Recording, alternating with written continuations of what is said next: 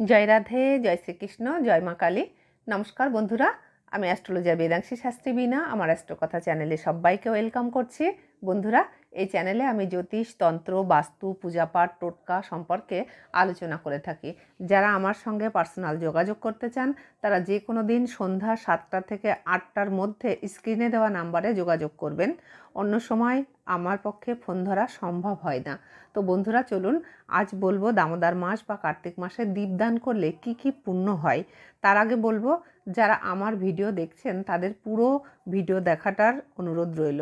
আশা করি বন্ধুরা সবাই ভালো আছেন, আমিও ভালো আছি। বন্ধুরা, বর্তমানে কার্তিক মাস চলছে। এই মাস বিষ্ণু ভগবান বা শ্রীকৃষ্ণের বিশেষ লীলাপূর্ণ মাস। এই মাসের পূর্ণিমাতে রাস উৎসব উদযাপন করা হয়। এই মাসে শাস্ত্রীয় মতে পদ্মপুরাণ, বিষ্ণু পুরাণে বিশেষ মাহাত্ম্য বর্ণনা করা হয়েছে।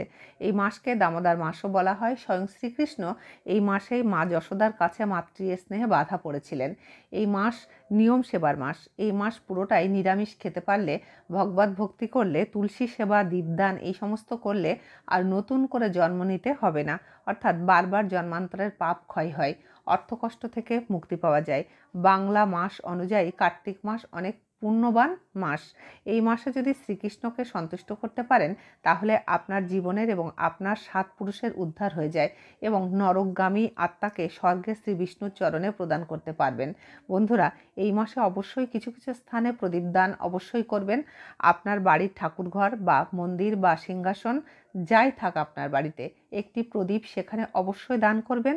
আপনার বাড়ির প্রধান দরজায়, ছাদে, আকাশের উদ্দেশ্যে অর্থাৎ আকাশ প্রদীপ, পুকুর, জলাশয় বা নদীতে, তুলসী তলায়, গোয়ালঘর কিংবা গরুর খামারে বা যেখানে গরু রাখেন, যাদের জলাশয়, পুকুর, নদী, গরুর খামার বা গরু নেই ইত্যাদি জায়গায় যারা প্রদীপ দান করা সম্ভব হচ্ছে না যাদের, তারা বাড়ির মন্দির, বাস্তু, ছাদ, গেট, তুলসীতলা এই সমস্ত জায়গায় অবশ্যই দীপদান করবেন।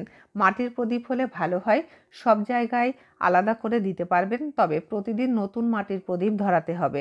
আর যারা শুধু আকাশ প্রদীপ দেখাচ্ছেন তারা পিতলের প্রদীপও প্রতিদিন মেজে ধুয়ে একই প্রদীপ বারবার ধরাতে পারেন। আকাশের দিকে 4 বার আরতি করবেন, বলবেন, হে গোবিন্দ, তোমার নামেই প্রদীপ দান করছি, তুমি গ্রহণ করো। যারা মন্ত্র বলতে চান তারা এই মন্ত্রটি বলবেন, এসো দীপ শ্রী দামোদরায় নমঃ। আকাশ প্রদীপ পূর্বপুরুষদের উদ্দেশ্যে জ্বালানো হয়। আকাশ প্রদীপ দেখালে পূর্বপুরুষরা আশীর্বাদ দান করেন এবং তারা উদ্ধার হয়। প্রদীপের অবশ্যই তুলোর সলতে ব্যবহার করবেন, কাপড় বা গেঞ্জির নয়। তিলের তেল, ঘি, কর্পূর দিয়ে ধরালে বেশি ভালো। যাদের তা একদমই সম্ভব নয় তারাই একমাত্র সর্ষের তেলের প্রদীপ ধরাবেন। না হলে এই মাসের জন্য অন্তত সর্ষের তেল অ্যাভয়েড করবেন যাদের পক্ষে সম্ভব। সবথেকে ভালো ঘিয়ের প্রদীপ ধরালে। পারলে প্রদীপ একটা প্লেটে ফুল, অখণ্ড আতপ চাল দিয়ে সাজিয়ে তার উপরে প্রদীপটা বসাবেন এবং ধরাবেন। সম্ভব না হলে ভক্তি ভরে এমনিই প্রদীপ ধরাবেন। তবে অবশ্যই দীপদান করবেন, দীপদান করতে ভুলবেন না। অন্ধকার যেমন আলোতে দ্রবীভূত হয়, তেমনি কার্তিক মাসে দীপদান করলে আপনার জীবনের সব অন্ধকার দূর হয়ে যাবে। আপনার পরিবারের এবং আপনার বংশের সমস্ত অন্ধকার দূর হয়ে যাবে। কার্তিক মাসকে ত্যাগের মাস বলা হয়। যে কোনো বয়সের মানুষ, ছেলে মেয়ে নির্বিশেষে দীপদান করতেই পারেন। বংশের নিয়ম থাকা বা না থাকার কোনো প্রয়োজনই কিন্তু নেই। সবাই দীপদানের পূর্ণতা অর্জন করতে পারেন, অর্থাৎ সবাই দীপদান করতে পারেন। সকালে, দুপুরে, সন্ধ্যাবেলা অর্থাৎ ত্রিসন্ধ্যাতে দীপদান করা যায়, কিন্তু একমাত্র সন্ধ্যাবেলার দীপদানকে সর্বশ্রেষ্ঠ মানা হয়েছে।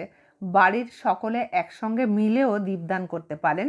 বন্ধুরা, যত দীপদান করবেন তত আপনারা আপনাদের পরিবারের উপর থেকে সমস্ত অশুভ শক্তিকে তাড়াতে পারবেন। বাস্তুতে সমস্যা থাকলে তা ঠিক হবে, ঘরে আলোর মতো অর্থের বন্যা হবে, মনের কালিমা দূর হবে, শরীরে সুস্থতা আসবে, সম্পর্ক ঠিক হবে। আপনারা অল্প কিছুদিনের মধ্যেই আপনাদের জীবনের পরিবর্তন বুঝতে পারবেন। বন্ধুরা, আপনাদের বাড়ির ঈশান কোণে পারলে একটা দীপদান অবশ্যই করবেন। বাড়ির ঘরদোর পরিষ্কার রাখবেন। এই মাসে সবার সাথে হাসি মুখে কথা বলবেন, কাউকে দুঃখ না দেওয়ার চেষ্টা করবেন। নিজের সম্পর্কের মধ্যে পজিটিভিটি রাখবেন। নিজেদের যার যার সঙ্গে আপনার খুব প্রিয় সম্পর্ক প্রত্যেকের সঙ্গে, এবং শত্রু হলেও কারোর সাথে ভালো ব্যবহার ছাড়া খারাপ ব্যবহার করার চেষ্টা করবেন না। বন্ধুরা, যারা সারা কার্তিক মাস দীপদান করতে পারেননি তারা এ মাসের শেষের 3 দিন দীপদান করতে ভুল করবেন না। বন্ধুরা, এই ছিল আজকের বিষয়। তবে যাবার আগে আরও একটা কথা বলবো বন্ধুরা, যাদের বাড়িতে রাধাকৃষ্ণের মূর্তি আছে বা বিষ্ণুর যে কোনো রূপ আছে কিংবা কোনো ঠাকুরের ফটো মানে কৃষ্ণের ফটো আছে, তারা কিন্তু অবশ্যই দীপ ধরিয়ে আরতি করতে ভুলবেন না।